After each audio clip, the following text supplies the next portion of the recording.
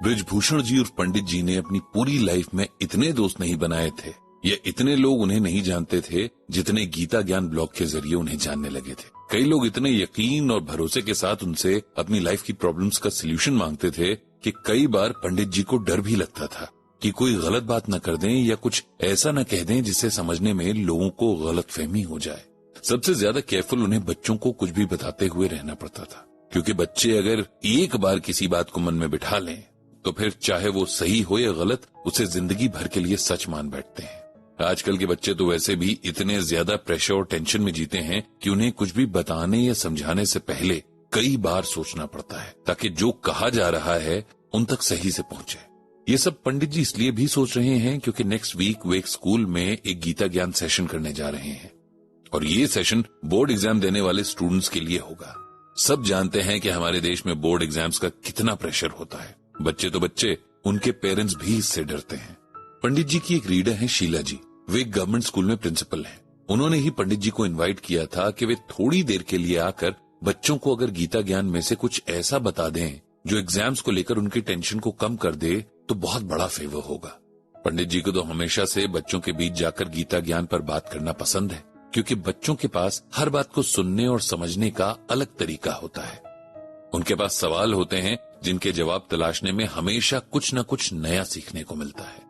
शीला जी ने जब पंडित जी को कॉल किया था तब इस बात पर बहुत जोर दिया था कि पंडित जी बच्चों को कुछ ऐसा जरूर बताएं कि अगर किसी रीजन से उनका रिजल्ट ठीक ना भी हो तब भी वो हताश ना हो, क्योंकि अक्सर देखा जाता है कि खराब रिजल्ट के बाद बच्चे उम्मीद ही छोड़ देते हैं और कई बच्चे तो गलत कदम भी उठा लेते हैं। इस बात को पंडित जी से बेहतर कौन समझ सकता था, क्योंकि ये उनके साथ हो चुका था।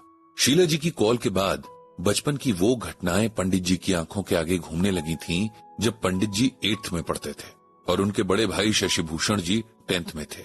उन दिनों ना तो बोर्ड्स का कोई कंपटीशन था न पीयर प्रेशर, क्योंकि अपने बच्चों को इतना आगे तक पढ़ा पाना हर पेरेंट के बस की बात नहीं होती थी। एक तो गरीबी इतनी होती थी कि लोग अफोर्ड नहीं कर पाते थे, दूसरा अगर किसी के पास पैसे हों भी तब भी स्कूल से बहुत दूर हुआ करते थे, इसीलिए पेरेंट्स अपने बच्चों को वहां भेजने से बचते थे। लेकिन एक बात यह भी थी कि अगर किसी ने 10th पास कर लिया तो उसकी गवर्नमेंट जॉब कंफर्म हो जाती थी। रीजन वही कि इतने पढ़े लिखे लोग कम ही हुआ करते थे। शशिभूषण जी पढ़ाई में बहुत ज्यादा अच्छे थे और सेंसिटिव भी। उन्हें पता था कि उनकी पढ़ाई लिखाई पर कितना खर्च हुआ है और उसके लिए उनके पेरेंट्स ने कितने पापड़ बेले हैं।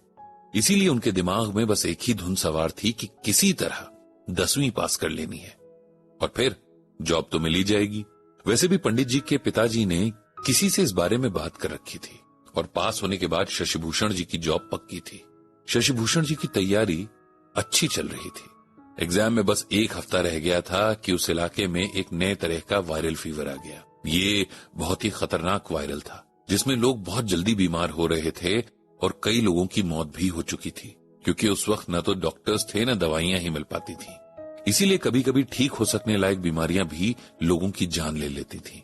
पंडित जी का परिवार भी इसकी चपेट में आ गया और सबसे ज्यादा असर उसने शशिभूषण जी पर किया था।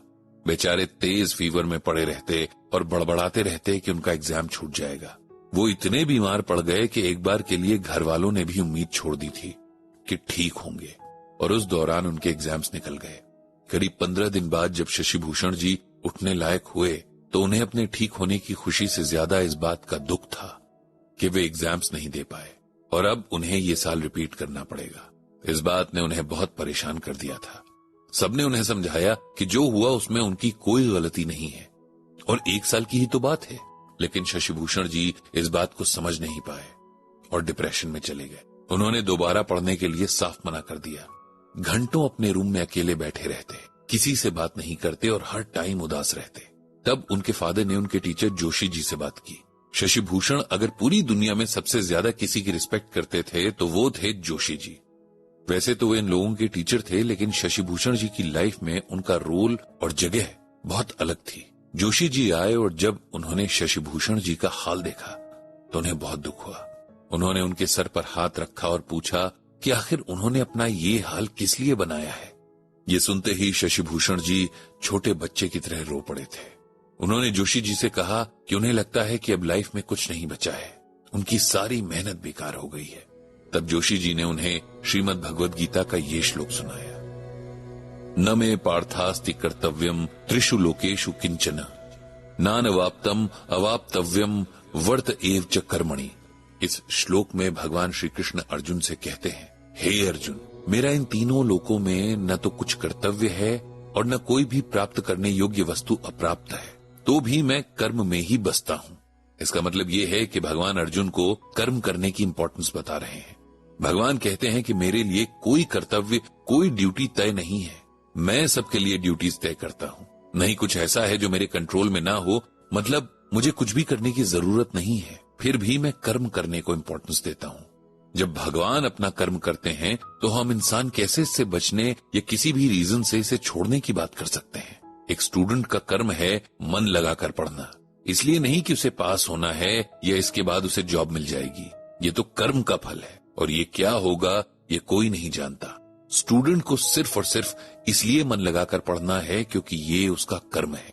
आपने पूरा साल मेहनत की लेकिन एग्जाम टाइम में आप बीमार पड़ गए या किसी और वजह से आपका एग्जाम सही नहीं हुआ, आप फेल हो गए या आपके मार्क्स अच्छे नहीं आए। इन बातों से आपका फ्यूचर तय नहीं होगा क्योंकि जीवन बहुत बड़ा है और एक एग्जाम उसका बस एक छोटा सा हिस्सा है। हमारे बस में इतना ही है कि हम ईमानदारी से मेहनत करें और उसके बाद की हर बात भगवान को सौंप दें। अपना कर्म छोड़कर बैठ जाना बिल्कुल भी समझदारी नहीं है, बल्कि ये तो कायरता है और भगवान को कर्म योगी प्यारे लगते हैं, कर्म छोड़कर भागने वाले नहीं। जोशी जी की बातों ने शशिभूषण जी पर जादू सा असर किया था और पंडित जी के मन में भी शायद वहीं से गीता को पढ़ने और समझने की इच्छा जागी थी। इसके बाद शशिभूषण जी ने दोबारा 10th की पढ़ाई की और बहुत अच्छे मार्क्स के साथ एग्जाम भी क्लियर किया, लेकिन फिर उन्होंने जॉब न लेते हुए अपनी स्टडीज को हायर स्टडीज तक कंटिन्यू करने का सोचा, क्योंकि अब वो समझ चुके थे कि अगर एक बार जॉब में फंस गए तो आगे पढ़ नहीं पाएंगे। ये सब याद करते हुए पंडित जी के चेहरे पर एक मुस्कान आ गई। उन्होंने अपनी डायरी में नोट किया कि उन्हें अगले हफ्ते शीला जी के स्कूल जाना है। पंडित जी ने मन ही मन भगवान श्री कृष्ण से प्रार्थना की कि सभी बच्चों का मन स्वस्थ हो, उन्हें शक्ति मिले।